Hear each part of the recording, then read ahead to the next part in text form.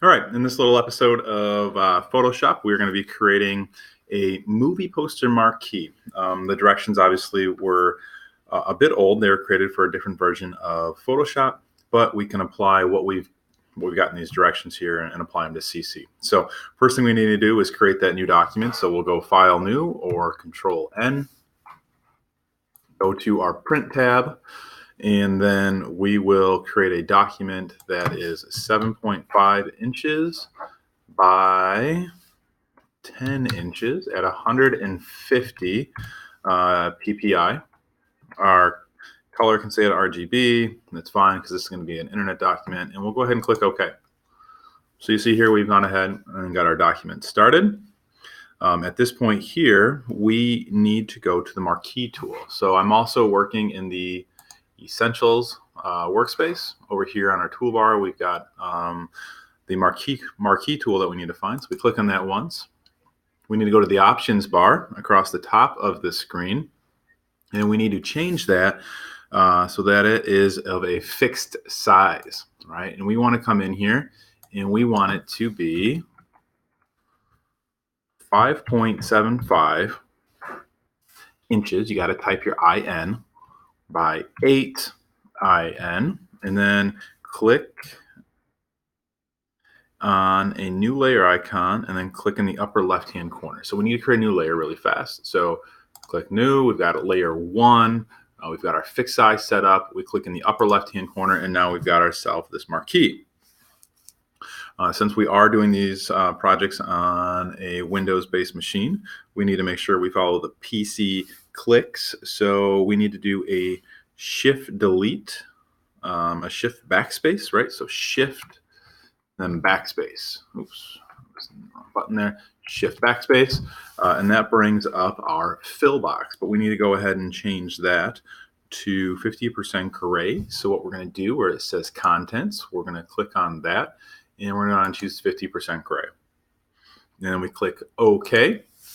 After that has been completed, we need to go ahead and do a Control D. Control D is our deselect command.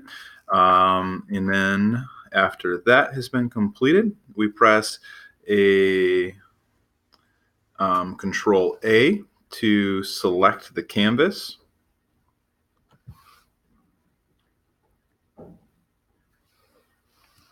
Then we go to our Move tool, which is V. By doing that, we can then kind of choose what we're going to be aligning. You can notice we've got our transform commands up here, and we can go ahead and do our centering options. So we've got our vertical alignment and we've got our horizontal alignment. Once you've chosen those two, we need to do Control R to bring up our rulers. And once we've got that chosen, we are going to go ahead and snap our rulers to our object that's out there. So we're going to go to our vertical ruler, click and pull over. Bam, we've got our first guideline. We're going to do our second guideline, and then we'll do our ones from the top. Bam, and then we bring it down and do the other one there. So now we've created these guidelines that go around it. With that being done, what we are going to do now is we are going to hold the Shift key, right? By holding the Shift key, that's a ×10, and it's going to allow us to move this gray box up 3. So hold Shift and go 1. Got to have it selected. Move tool up. Get auto select turned off. It is actually making an important note right now. Make sure you turn off auto select, otherwise that's going to really mess some stuff up. So make sure we've deselected from our shapes out here. Oh, there we go. I'm not sure why that took place there. We don't need the search up. We can get rid of that. But we can do our move tools now. Right? So we've got our move tool selected. We're going to hold Shift key, 1, 2, and then 3. So we bump that up 3, and that's going to give us the correct placement for everything to kind of move forward from here. On step 3 here, it talks about pressing and holding the Control key and clicking on the layer thumbnail to load the selection. So what does that actually mean? The thumbnail selection is over here in our layers panel. So I'm going to hold Control, and I'm going to click on the little thumbnail icon. By clicking on it once, you can see it's loaded. a selection around that gray box that we created. So what we need to do at this point is go to the select menu, and we're going to go select, and we go to inverse. Bam. So now you can see we have a selection that is on the outside of the box that we created. We are then going to go to create new blank layer. So we can click on the new layer icon. We now have a layer 2, and we're going to fill with the 50% gray. So to do that, we go shift backspace from the earlier command we did. 50% gray is still loaded as our current selection. And then we click OK.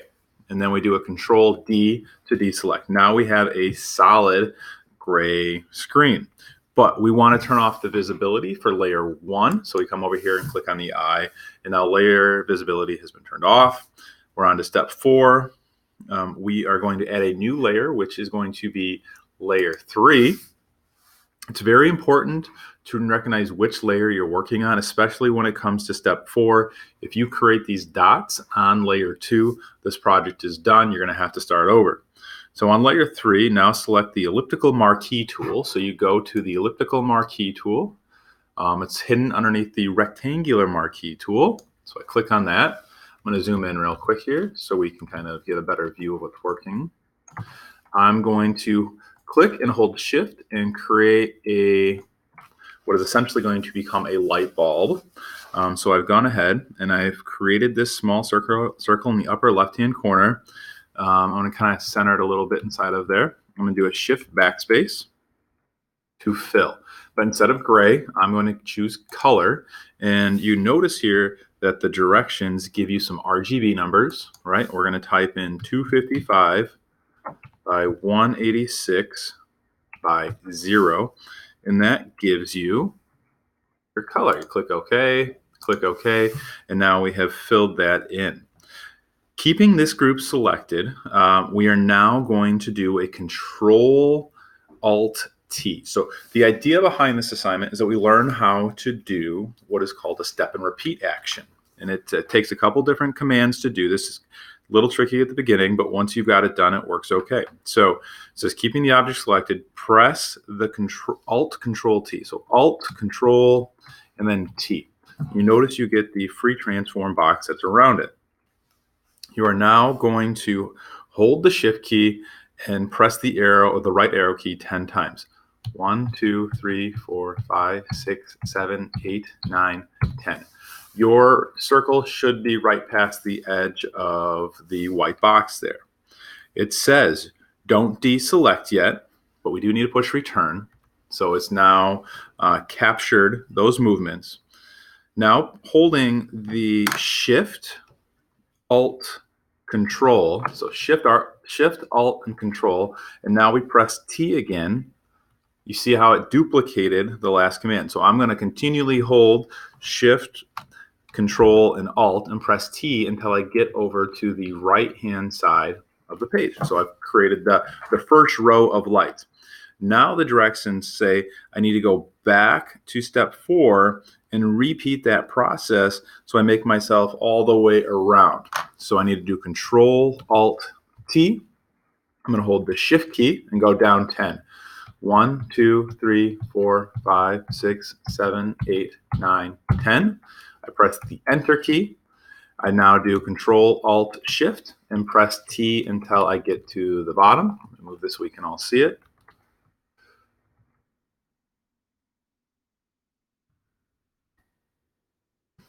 So I've made it to the bottom, and now I'm going to do the Control, Alt, T, hold Shift, and I'm going to go 10 to the left. 1, 2, 3, 4, 5, 6, 7, 8, 9, 10. Press Enter, Control, Alt, Shift, T myself back over to the other side, and then Control, Alt, T, hold Shift, go 1, 2, 3, 4, 5, 6, 7, 8, 9, 10. Enter, Control, Alt, T, Shift, and work my way back up to the top. So now we've created our light bulbs. That now completes step 5 there. Once we get to the last one, we can go ahead and deselect. So Control D to deselect.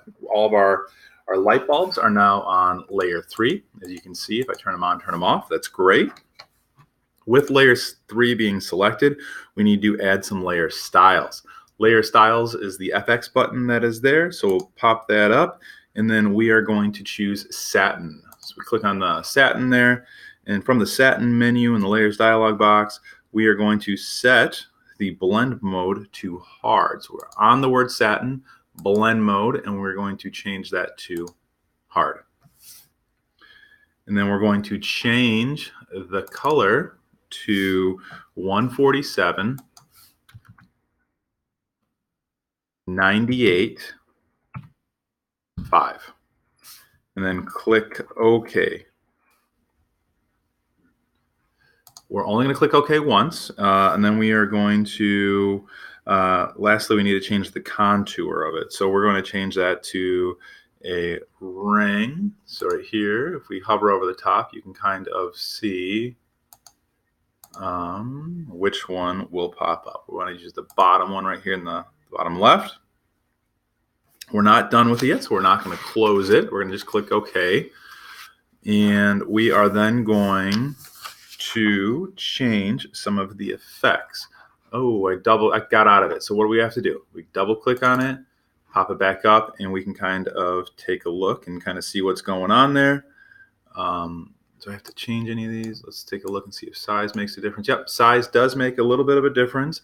We want to set those to 11 and set that to 14. And we can see we're starting to make it look like it is a light bulb. And if we increase the opacity there, you're able to do that. So where I'm getting these from is I'm looking at the little layer style icon screenshot that is there essentially, and just making sure I've got everything clicked that is in the photo, and we can kind of set these up the right way. So that says negative 159, and we've got our lights going there. So flip that over, we go to step 7, we're going to go to the bevel and emboss. We click on that, and we kind of start to work our way through the bevel and embosses. Notice that we've unchecked using global light, so we want to click on that really quick. So we undo that. And we are only using the highlight mode opacity while setting our shadow to 0. So we want to set the shading or the shadow to 0. We're only going to use the highlight, right? So we'll keep our highlight up, our shadow to 0, and you can see things will start to change and get some different glows to them as we move along. So let's take a quick look at the pictures over here. We want to set that to inner bevel. We're going to set it to 91. We're going to come in here, set our size to 40, and we're going to set our soften to 0. Our angle is going to be 124 and 69 there. 100 for our opacity, 0 for the shadow. And now we want to do a quick outer glow, right? So we go click on outer glow, which is down here. And we want to change our screen mode to screen. We got that. Our opacity set at 50. Our noise set to 0. We need to change our color though. And you'll notice that our color for our outer glow should be 255, 240, and then 0. And we'll click OK. You can see we're starting to get this outer glow take place. Finally, we need to add a drop shadow. So we click on the words drop shadow, and we take a look at that box really quick. It says it needs to be set to 100, 120 for my angle, 10 for our distance, 0 for our spread, and our size is also going to be set at 10. And that kind of finishes up all of our light bulb effects. You can see now we've got these little dots that are on the page there. Step 8, we're back onto layer 2 now, and we are going to click the lock transparency. So it's right there. You can see it's in the layers panel. It looks like little checkerboards. Bam, we click on it. We've done that now. Now choose the gradient tool in the toolbox. So we'll come over here. We've got our gradient tool chosen. and pick the copper preset. So the options bar is across the top of your screen here. The copper gradient, if we hover over the top of it, there it is, right? And we're going to drag from left corner to right corner, drag down, and we have kind of filled in and created our gradient there. You can also change your mode if you would like. You see how this one is kind of set on a radial. If you want to change that, you're more than welcome to. It doesn't really change the overall appearance much of it, I don't think, but it's an option if you want to do it. So from there, the gradient looks fine, but the color isn't exactly what we want. So what we're going to do is use the hue and saturation to change it.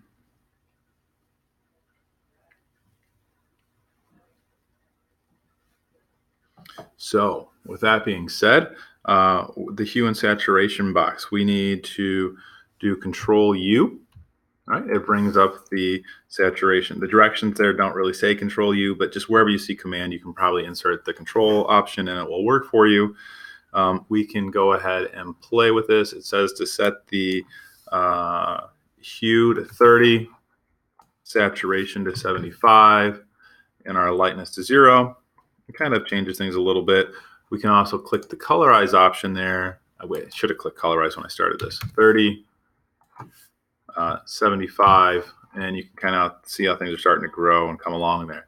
And we will click OK. Make it a bit goldish color. To intensify it a little bit, we're going to duplicate it. So we're going to drag layer 2 down to the new icon, and we have just duplicated it. But in order for this to change, we need to change our blend mode. Our blend mode is also in our layer style. On normal, it's just covering up the layer before it. So we need to change it to soft light so that the two blend together, and you can see how the colors have become a little bit more rich and look a little bit better. Now we're on to step 10. We're going to go back up to layer 3, and we are going to grab the rectangular marquee tool, and we are going to create a selection. So we're going to get these tools right about here. Oops, it made a really big box. We need to change that. So Control D. We need to change it back to normal and come in here and select these dots, the middle 5 that are there, and then we press the delete key on layer 3. We've gone ahead and removed it.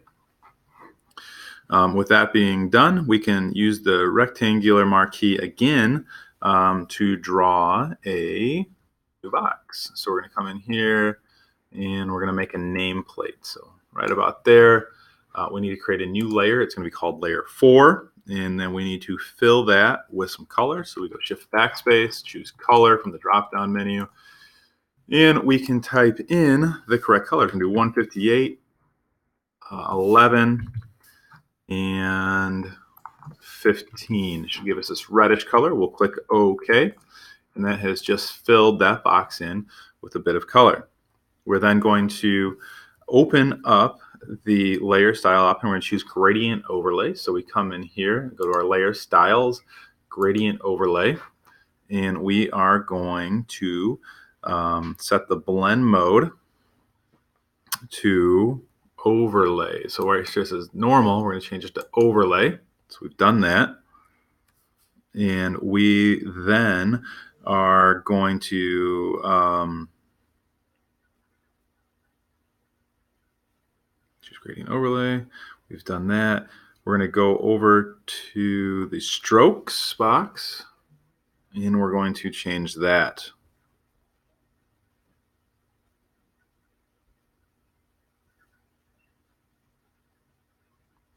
So we go to the strokes box. Once we're inside of there, activate the strokes, go down to the fill type and choose pattern. So we're going to go fill type, right? Color, we're going to choose pattern, and then we can pick this crazy one on the end down here. And then after that has been done, choose satin, set the scale to 400. So if we come in here where it says scale, we can do 400. And we need to set our size of the stroke to 5. It's going to go to the outside, and you can see it starting to take place there. The light is going to be vivid. You see it's really starting to come into play there. Once all of that has been done, and we'll click OK. All right, bam, we've got that done. And we can type an Arial. So what I'm going to do for typing is just come over here and get my text tool and click and make sure my type is set to Arial. If it's an option on this computer, I'm not sure if it is. It is. That's great. So we're just going to choose Arial, black, set it to size 24, and then we are going to type coming soon.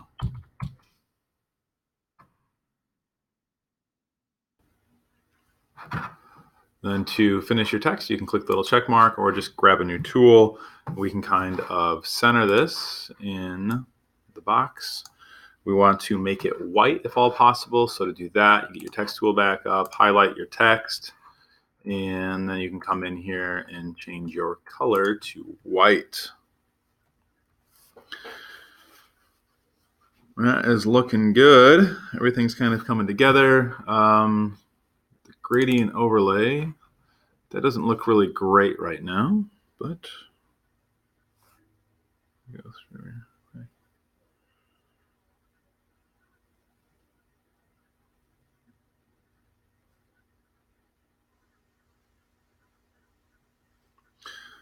Okay. There we go. I think in the gradient editor, you got to come in and you've got to choose the first option there. You can see how it creates a linear gradient blend. So try to add that step back into your project when you do it. Click OK. And everything is done there. Now the last step is we need to go get a poster from the internet. So I've already pulled one up. Let's go back out to my internet. I've searched movie posters.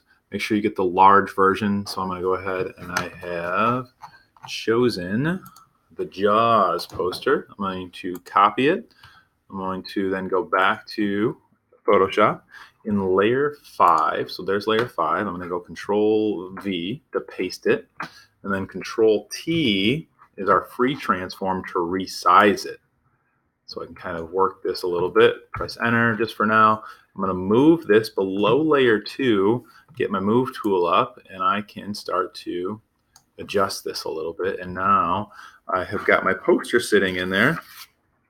And I've got myself a finished product. If I don't like the placement of it, again, I can get my Control T up. I can resize it a little bit, press Enter, get it where I want it. And then I can save this project. I can do like a file save as, and I can call this on my desktop. We'll call it movie poster. Yeah, got that done. Then I need to save it one more time, right? Because it has to go up onto my website. So I do a Control Shift S or file save as, and I choose JPEG and click save. We can leave it just at its standards there. And now I've got the version that I can print, and I've got the version that I can put up onto my website. But that pretty much ends this little video here. Good luck. Have fun. If you got questions, ask me.